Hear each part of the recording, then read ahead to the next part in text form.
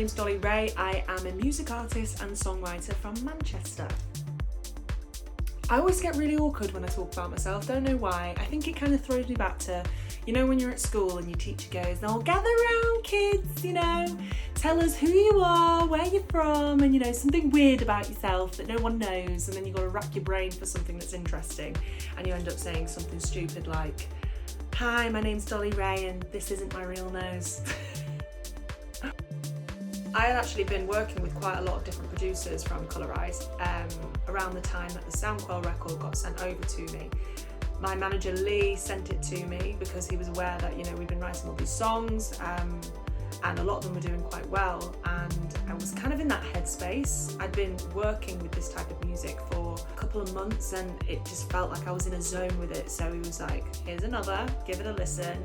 What's your vibe?" And immediately I knew. I was like, yeah, this one's for me. And I knew exactly what we needed to do for it. So I was really, really excited to get into the studio and start recording it with my brother Ben, because he'd been writing all of them with me. And it was one of those tracks that you listen to and you can already hear the end result. You're like, oh yeah, I know where this needs to go. And they're the fun ones because you just get raring to go with them. Writing Nobody Knows was an absolute dream. The energy that we had in the room and how naturally everything came to us. So I was in the studio with my producer friend Apollo George, and I'm gonna probably refer to him sometimes as Ben. We met at uni, so we've been writing together for years and we know each other really well. We know how we best work and we don't like putting too much pressure on ourselves, because we know if we do that, anything that we produce is really, really bad. And that's just, it stifles your creativity. So when we heard the Sound Quelle track, we realised, you know, this is such a free-flowing, it's just got a good energy to it, and we need to make sure that whatever I sing and whatever we write is in synergy with that. Ben handed me the headphones, he ramped up the reverb and basically said, "I'm gonna press record, you're gonna sing, and by the end of the track, we're gonna see what we've got."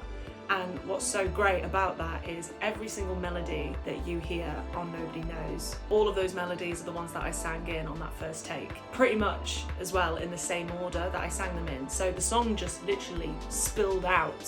That's why I love it so much. It's so natural. You can kind of just like melt into it, and that's what I love so much about it. I'm inspired by lots of different things. I think, like most people, most of my inspiration comes from shit I've gone through or shit I'm going through. A lot of the time, my inspiration will come from things that I'm feeling right there and then, and I go into the studio and I'm like, just press record, I need to get this down, and things will just fall out. And it's like therapy for me, and it comes out. But a lot of the time, if I'm just brought into a session and I need to kind of find some kind of inspiration, and somebody, you know, has given us a brief or is talking to us about an experience, I'll draw on similar things that I've experienced in my life and kind of really dig into the emotion that I felt then. I'm quite sensitive, so I'll dig into that and I'll kind of burrow in and like really tug at my own heartstrings and try and make sure that that comes across in the song, because if you don't feel it, the person who is listening to the song is not going to feel it. You can't lie about these things. When it comes to people that females in the industry that I look up to, a lot of them have been the ones that I've grown up with, and they continue to be, and I think they're always going to be the strongest ones because it's almost like ingrained into me. Most of us are typically influenced by the music that we listened to when we were growing up, that our parents listened to. When it comes to people that I look up to, I draw on, you know, Amy Winehouse, Madonna, and I look at these different genres of music and I go, hey, I'm influenced by, you know, typically in my own solo music, you know, like 60s, 70s, and how would Amy, who is also probably influenced by those types of genres, how would she spin that and put that into a dance track if she was having to write one? People I look up to are like oldies but goodies. I was not a natural songwriter growing up. I really, really struggled with it.